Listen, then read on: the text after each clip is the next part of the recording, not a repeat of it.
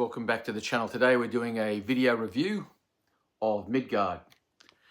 Now, Midgard Heroic Battles, historical, legendary and fantasy battles in the age of heroic deeds.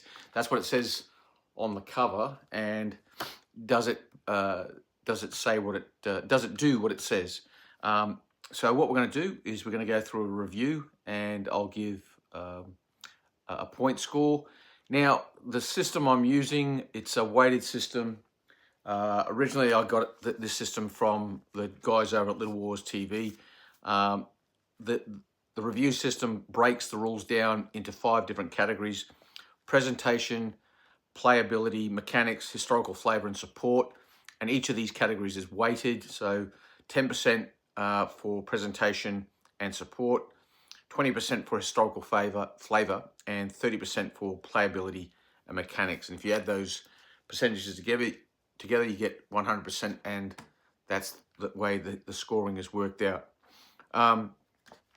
So you should also be aware now that I've uploaded about 3 videos. One was just a preliminary game of Midgard that I played with David, and there was a lot of mistakes made in it, but it was more of a case of just trying to get a feel for it. And as I said to one person who made comment, when one person is playing a game, they'll make mistakes, but it really takes 2 people playing a game to really foul it up. And so there was a lot of mistakes made in that initial playthrough. I then replayed the battle, added in a few extra units, and I filmed that over a series of 2 videos, which is a War of the Roses battle. And if you look in the playlist for ancient medieval games, you'll find that battle there. And I had played 2 other games prior. Again, another War of the Rose battle, and also a battle using Arthurian, Romano-British versus Saxons. And in all those games I've played, I've come to the conclusion that these rules are worth looking at. And so here, now I'll do my review. Now, the first thing we're going to look at is presentation. Now, the rules come, if you buy them from the Too Fat Lardies, they come as a hard, a softbound book, rule book, totaling a grand total of 136 pages. The rules, the book itself is very nicely presented. The artwork throughout is very good. There's lots of illustrations throughout the book explaining rules and the mechanics. And it's also got some rules lists and some scenarios in the book. You also get a PDF when you purchase the rules, or you can just simply purchase the PDF by itself. I purchased my copy of Midgard from Too Fat Lardies when it was first released, and I got it as the bundle, which included the rules, the PDF, games tokens, and some measuring devices. And I think it's very good value for money. I've got no complaints in regards to the presentation. I've never had a problem finding something in the rules. There's a really comprehensive index in the book, and the contents page also is pretty good. You can easily find what you're looking for in the rules, and the rules are laid out in a logical manner, and the rules, the contents of the book, the way it's laid out, follows the sequence of play in the rules, and I really like that. So for presentation, I'm giving it 9 out of 10. The next category we'll look at is playability. That's worth 30 points, and I must admit, playability, it's a fairly easy game to play. The mechanics are very straightforward, dare I say simple. You don't need a large figure count to get into the game. You don't need large armies. but it is capable of dealing with large armies. I think it's also highly suitable, and I think it would really come into its own in a multiplayer game context. So going forward, the next time I play Midgard, what I really want to do is have a multiplayer game with 2 or 3 players per side, and I think that would really bring out the strength of these rules. So for playability, it has a low entry threshold in regards to figure count. It also the game is pretty straightforward and simple. There's nothing overly complex in it.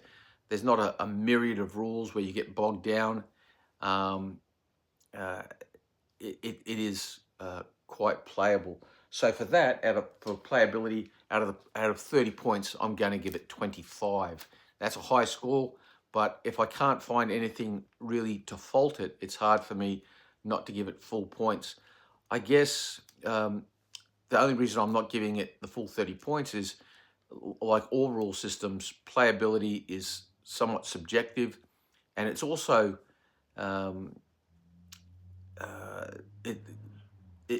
all war games are kind of like a compromise. So there are things in it that I suspect people would say, oh, I can take that out, and I don't think there would be that much of a detriment to the game. It adds a level of complexity that doesn't need to be there. I could streamline it. I could make this fast play. Well, you can do that with all rules, I guess. So yeah, I'll go with 25 points rather than 30, but it is, I do rate it very highly for playability. So that takes us on to the next category, which is mechanics. And I think in regards to mechanics, I think it's easier for me just to point out the things that I like about it, and maybe some of the things that I don't like. The first thing in regards to mechanics, I'd have to say, is the simplicity of the system. The rules are quite simple, and I'll give you an example of what I'm talking about. Command tests in the game. At some point, you're going to want your units to do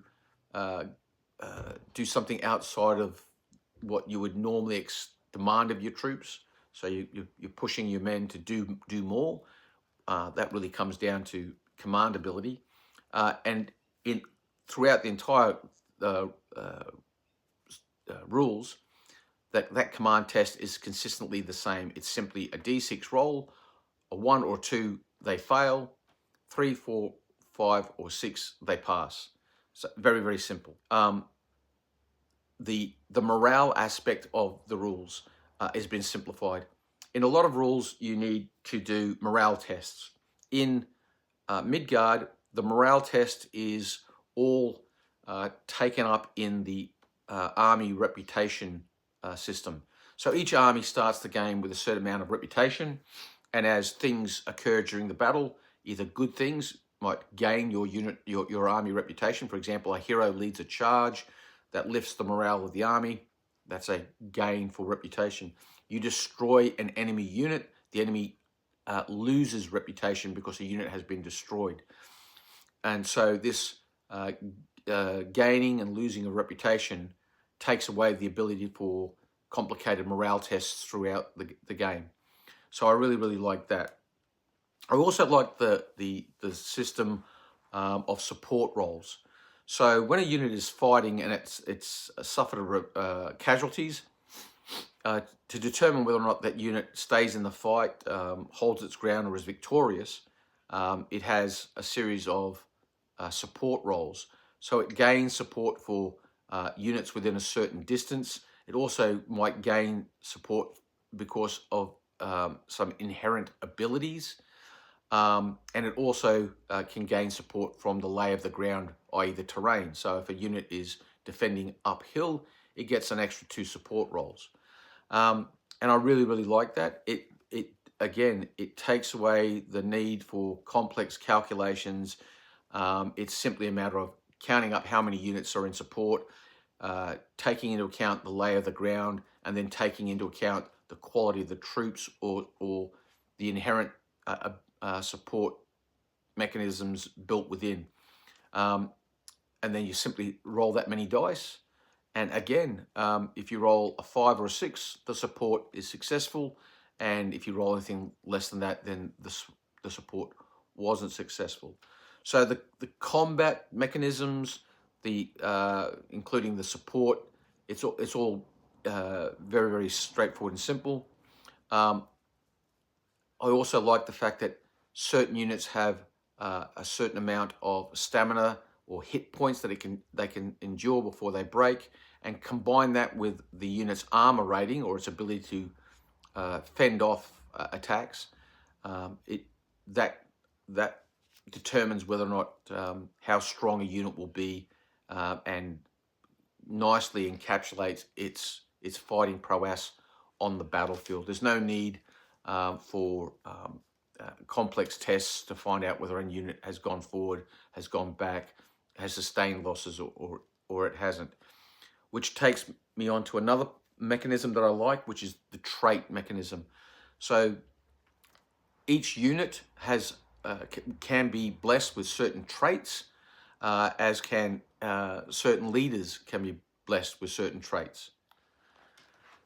So if we use, for example, just this list here in regards to traits, what we're talking about, let's have a look here at French gendarmes, okay? So they're classed as heavy riders, in this case knights. How many points they have?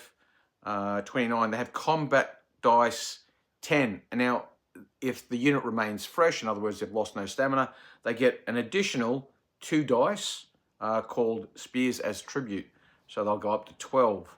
Obviously, they have no shooting dice. Their armor is 4, which is pretty good, which means they'll only suffer a stamina loss when there are 4 unsaved hits, and for every 4, 8, 12 unsaved hits, they'll take 1 stamina. Their stamina is only 3, so they tend to be a little bit more brittle than your standard unit. Most units, like warrior type units, they'll have a stamina of 4. So these knights have good armor, but they can't take as many hits as you would expect from a normal warrior unit. And then we look at their traits. They have the counter charge ability, so that if they're charged, that they will be counted as charging as well. They have the ability to disengage, obviously, because they're mounted. They can pull away from warrior skirmisher units or other more slow-moving units. They're classed as fearsome, so if they are victorious, they're going to drive their enemy back further. And they have a thunderous charge, which means on their initial charge, that initial impact, instead of hitting on 5s and 6s, they hit on 4s. So by the use of these traits, you can develop the flavor of the unit, and you can tailor units to simulate their historical how they fought historically. And I think this is really, really good. It kind of reminds me of DBA, DBM, or DBM, where you would have certain troop types, and based on the troop types, they might be really good against certain opponents, but not so good against other opponents. And so you can tailor the type of effects that you want using these traits. So that's the traits for units. And then, of course, we have heroes traits. Now, again, let's have a look at the same list. We're looking at Force 21, the French of the early Italian wars of 1495. And let's have a look at King Charles VIII, the King of France. He's an army commander, so he can have an effect or influence over all of his friendly units within range, rather than just those that he's in his command.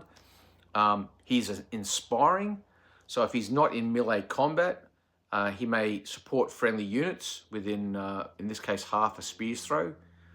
And each mighty deed expended adds 2 support dice. Obviously, he's mounted, so he moves further, and he has this ability called Today We Fight to Win, and whereas once per game he can expend a mighty deed, more on mighty deeds in a moment, and that will increase the ability of that unit to fight for that one particular round of combat. Now, he might increase it a little, or he might increase it a lot, and that's up to the fate of the dice. It's just it's randomized, and again, I really like that. That fog of war, that uncertainty, is all part of these traits. Now, I've touched briefly there on the concept of mighty deeds. Now, what are we talking about there? So, as the rules state, these rules are have an emphasis on heroic deeds in both historical, mythical, and fantasy battles.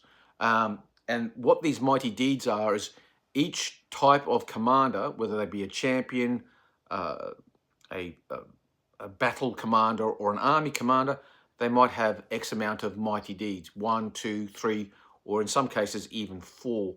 And these mighty deeds at the beginning of each turn, depending on the status of the leader, he will have these mighty deeds that he can then expend during the game.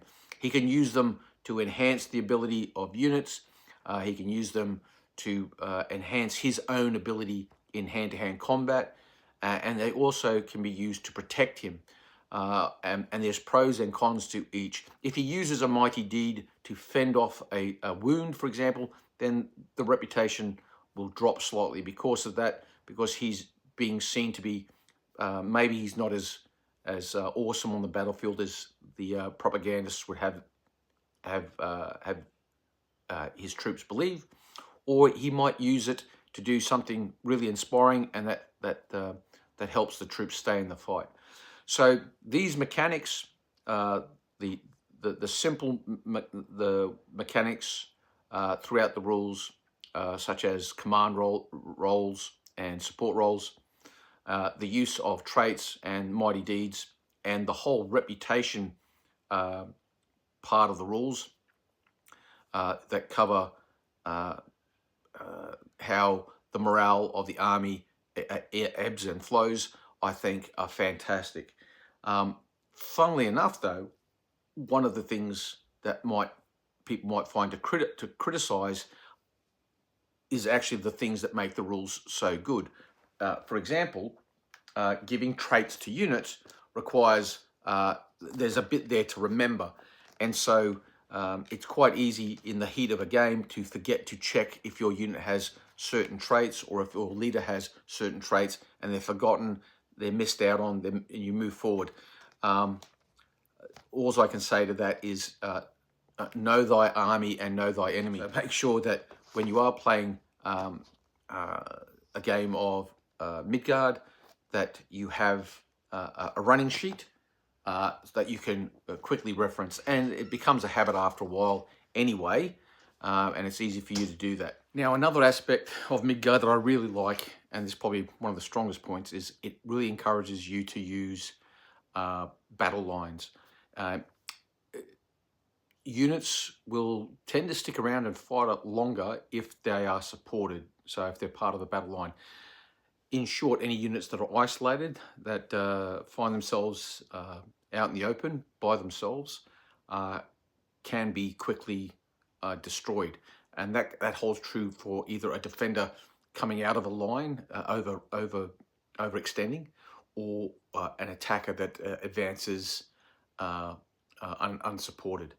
Isolated units will quickly destroyed in this game.